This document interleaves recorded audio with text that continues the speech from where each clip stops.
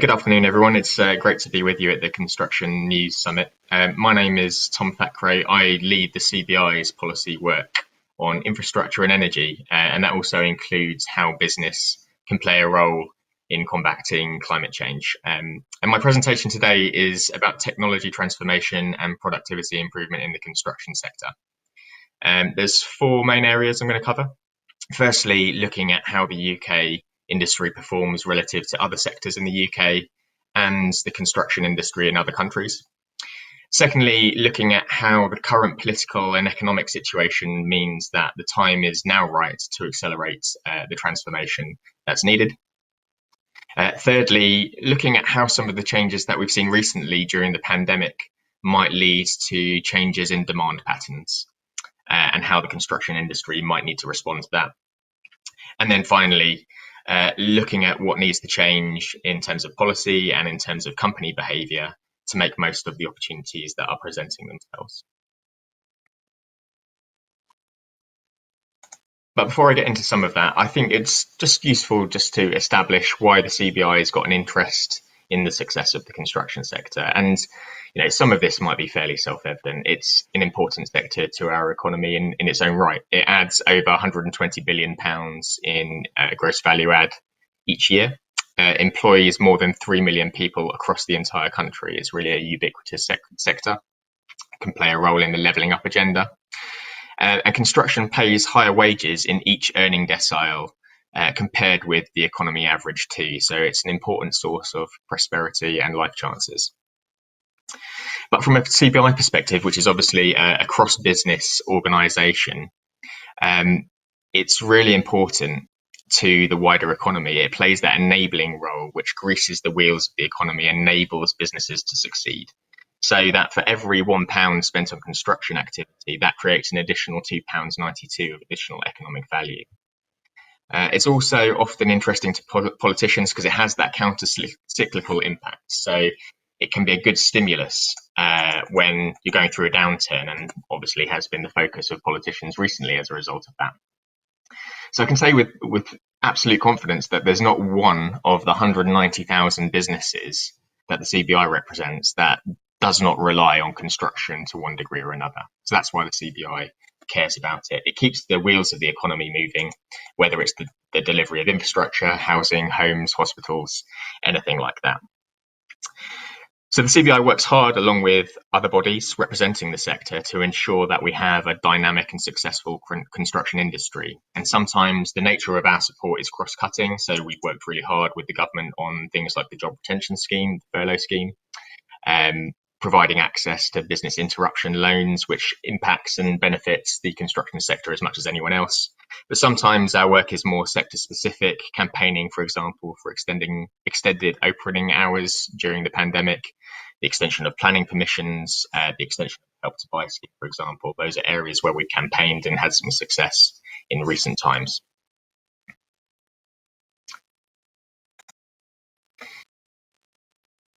So the construction sector matters to UK industry, and for that reason we have a huge interest in its success.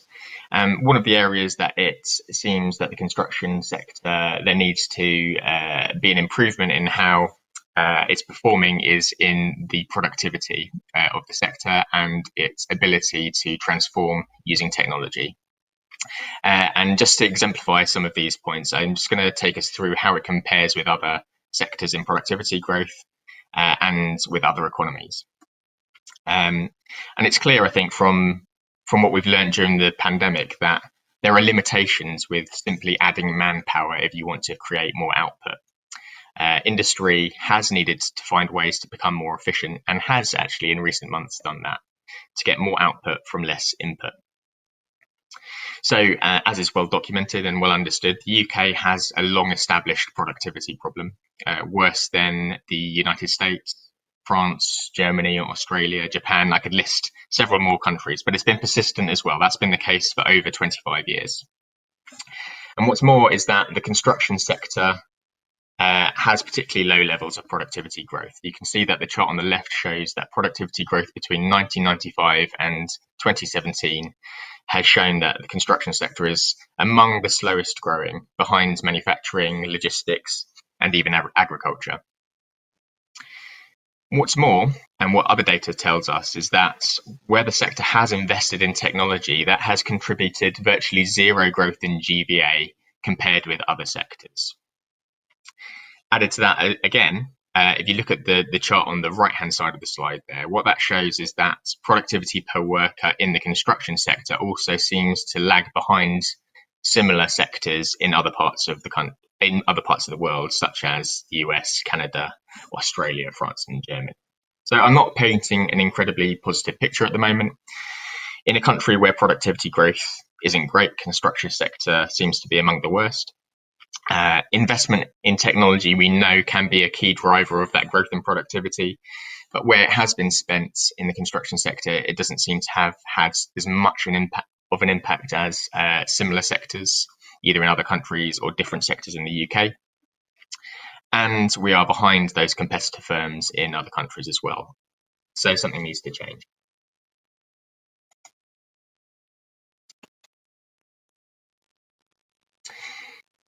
And there are some clear drivers of that change right now. And the UK government has obviously put a lot of emphasis on the need to build as a route out of the crisis. Boris Johnson promised Rooseveltian levels of public investment to achieve this aim.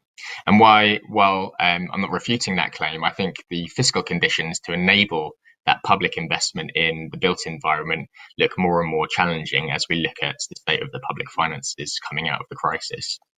What this chart shows is that public borrowing in the current financial year has rocketed as government has taken some extraordinary measures to support the economy. And let me just add that they are extraordinarily useful and necessary measures as well, keeping people in jobs, particularly the job retention scheme.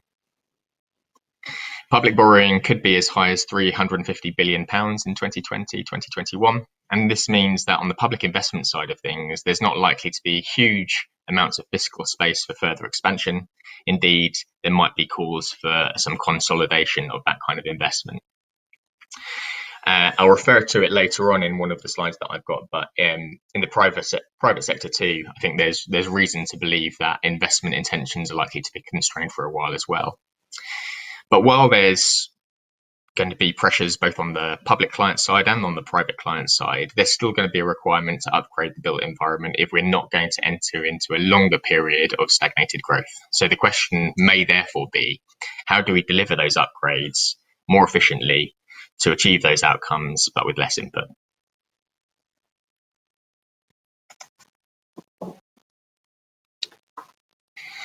The second big driver that I was going to draw attention to is just in the need to cut greenhouse gas emissions and meet our net zero target. As we heard from the Prime Minister last week, the government has put decarbonisation at the heart of its economic recovery agenda. This is something, actually, talking to businesses across sectors, that they are in favour of. We were proud backers of the net zero target when it was established last year. And I think it's because businesses are hearing from their investors and from their customers that they need to be more sustainable. More and more businesses are being impacted by extreme weather events, impacted directly by things like flooding. And more positively, businesses are looking at the niches that they can create and the markets that they can exploit by being first movers in technology to do with cutting emissions. So the construction industry, like other sectors, has the opportunity to benefit from some of those things. I think it's fair to say that the CBI has supported, therefore, this concept of a green recovery and tends to come forwards with sets of policies that will create the conditions to enable the achievement of it. But there should be no understating the scale of the challenge that achieving net zero emissions by the middle of this century would be. The chart on the left here shows that in the last decade, our relative success in cutting emissions has been largely due to the success of the power sector in cutting emissions, and in particular taking coal off the grid. And all other sectors have remained pretty flat in terms of cutting emissions over that time frame. So if we look at buildings, for example, which is highlighted in the right-hand chart there, The reduction in emissions has been relatively modest, particularly when compared with the power sector. So what are the implications of this? Well, it's likely that we will see new standards and regulation coming forward. We already saw a bit of that last week. And this is going to need to drive innovation, either to reduce costs to remain competitive internationally, or to take advantage of those market opportunities that I talked about previously. There's likely to be a big drive towards retrofit, innovations in how the construction sector measures and reports its environmental impact. And clearly, there needs to be a move towards capturing embedded emissions as that comes to the fore and customers start to become more aware of their responsibilities here. It's fair to say that the scale and pace of this change is going to need to be rapid as well. 2050, although it seems like a long time away, is really not that far away. It's only a few investment cycles, depending on the industry in question.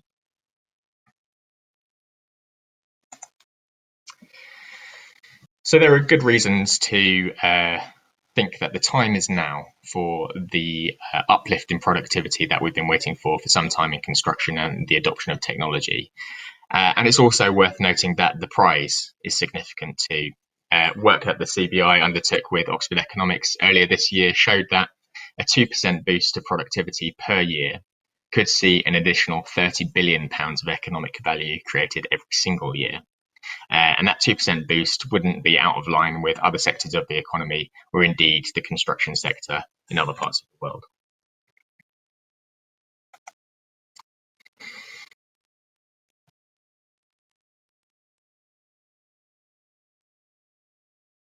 Sorry, just moving the slide to look at what's happening in the private sector now. And what are we hearing from our members that might have a bearing on construction's capacity? Well, firstly, as I mentioned earlier, the investment intentions are starting to rebound in the surveys that the CBI has undertaken recently, but this has come from a very low base. The pandemic and ongoing Brexit question marks have altered businesses' approach to discretionary spend. There's a fair amount of uncertainty still prevailing. And while we hope that there's a vaccine next year and the rollout of mass testing might help to unlock some of that pent-up demand, we have seen that the second wave of infections this autumn has meant that economists have revised their expectations on the recovery.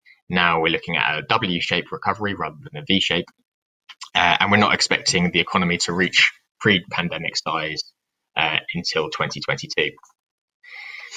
And it's worth noting that throughout this period, though, just as an aside, the construction sector has shown remarkable resilience. The vast majority of sites have remained open, and the development of site operating procedures has enabled that to happen safely.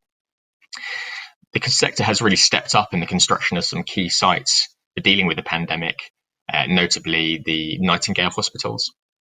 And I think it's fair to say that the sector has united in its voice to government, particularly through the Construction Leadership Council, and should be commended for doing that.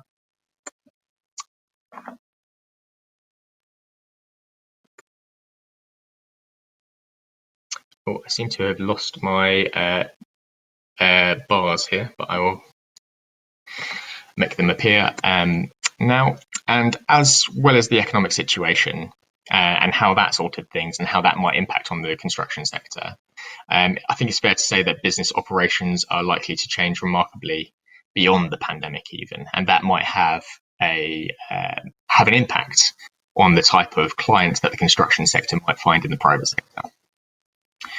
The biggest change, and perhaps most obvious, is that we've seen a move towards flexible working during the pandemic, and that is likely to persist beyond the pandemic. So whereas business estimated that in 2019, around 79% of their staff worked entirely or mostly in an office or other workplace, in 2021, they expect that figure to be less than a third. Half of businesses expect that the majority of their staff will split their time evenly between the workplace and home. And that has implications for many factors of life and many parts of the economy. So companies are already thinking about different requirements that they'll need for office space. It will have an impact on people's choices when it comes to commuting and transport infrastructure. It will perhaps have a bearing on people's living choices. So might they be willing to live further away from the office if they're only commuting there 2 or 3 times a week? We're certainly hearing examples from house builders that they are looking to redesign sites to accommodate more garden and green space, as well as home offices with greater regularity. So construction will have its role to play in responding to these shifting patterns of demand. It's likely to have to show some agility in doing that, and will probably be going through similar changes itself. Um, it certainly will have to show that it can compete as an employer as these labour market changes bear fruit in the years ahead. It's worth noting as well as that added to this shift in where people work and the working patterns, businesses have adopted more technology in the last 3 months than they had in 3 years prior to the pandemic. So the overall shift towards technology adoption has accelerated in the wider economy.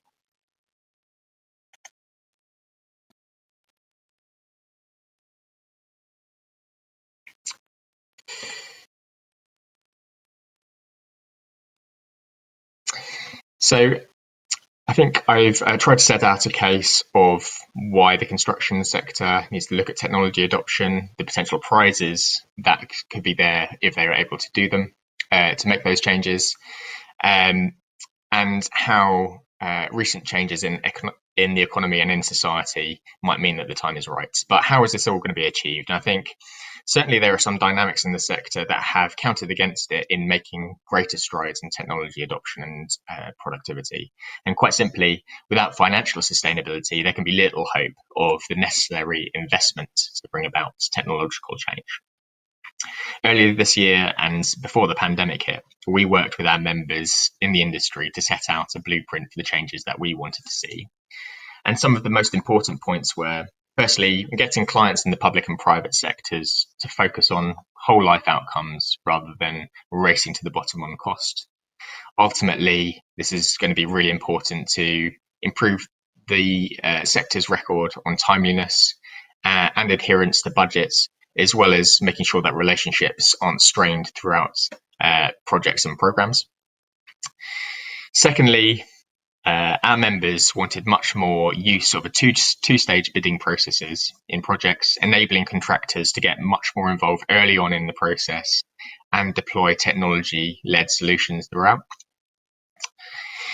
Thirdly, and relatedly, a real focus on equitable sharing of risk between clients and suppliers and avoiding the piling on of risks to suppliers, enabling them to achieve more sustainable and crucially predictable margins that will allow them to invest with greater confidence.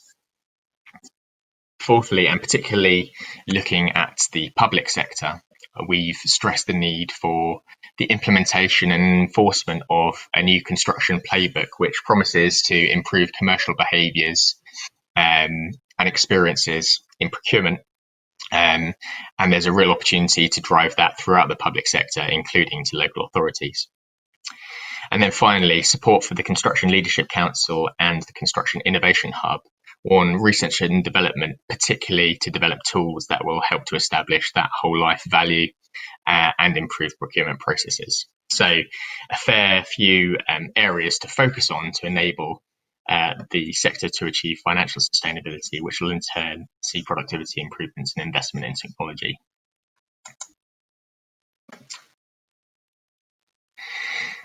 So if those structural things are addressed, then there needs to be a focus on company level issues. And I think from our work with businesses across the economy, our innovation team have been able to pick out some things that they think matter at a company level based on the consultation with businesses across different sectors. And there's 4 things that they tend to stress. Firstly, the need to have that bird's eye view and that leadership from the centre. Often digital transformation is treated just as a simple IT project, when actually it requires company-wide change. Any successful change project requires a clear view about where the business is going and where it's coming from, and that requires leadership as well. So the board needs to share its digital vision with employees. It needs to commit to addressing the risks associated with the change programme, share learnings across departments, keep in touch with people through things like digital newsletters, monthly town hall meetings, things like that can be really successful. Added to that, the leadership also has a role in making sure that digital transformation is resilient from the start. Unfortunately, cyber attacks are a reality for modern businesses. And one industry that has not suffered during the pandemic is the industry of cyber criminals. Senior leadership needs to take responsibility from day one and show that they are taking that issue seriously. I think while awareness is rising about the need to be cyber secure, action often lags behind this awareness, and it needs to be a priority. So that leadership is really important as the first stage. The second area we emphasize is just the importance of having people, and by people I mean employees, being advocates for the digital transformation program. Changes to company processes really live and die by two things, trust and communication. If it's done well, then employees will be the biggest advocates. If it's done badly, then they're likely to ignore the change and investment will be wasted. So things that matter tend to be around aligning the digital transformation with the company's purpose. And we know that people are much more motivated by purpose than perhaps they were in years gone by. Secondly, and importantly, continually learning and taking feedback from employees, particularly those on the front line responsible for operating the new technology.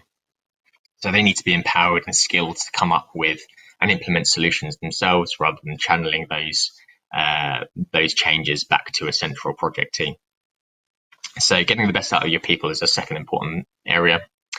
Thirdly, loving your silos. So often we talk about breaking down silos and digital transformation being one of the routes to being able to break down silos. But particularly in larger companies, silos are just a reality of business, and you should look to exploit them to best effect. So what it does create is the perfect opportunity to test technology in discrete business units, to iterate it and improve it before wider rollout.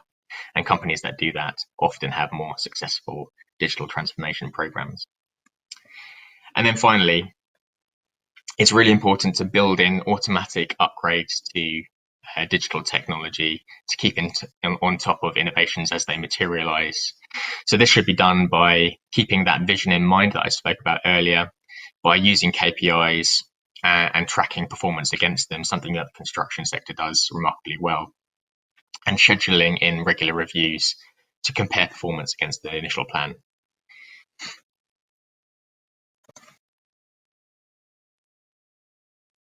So to conclude, the construction has done a remarkable job at keeping the wheels of the economy in motion, particularly during this pandemic. Even before this pandemic, though, it was due a transformation in technology and productivity improvement. And there are some signs that some of those structural and behavioural issues in the sector are starting to be addressed, and collaboration in the sector has certainly been more effective than it has been in the past. But the pandemic has shown that the economy is changing rapidly, and out of that rapid change can come opportunities. How we live, work and socialise will change, and businesses themselves will change across the economy as well. And construction itself can grasp some of these opportunities. And for the good of the CBI members and the wider economy, I hope that it does just that. Thanks very much. Thanks a lot for that, Tom. It was really interesting. The first one I wanted to pick up on is you mentioned productivity there and the kind of position that the construction industry is. How important is it that that gets tackled now at this stage?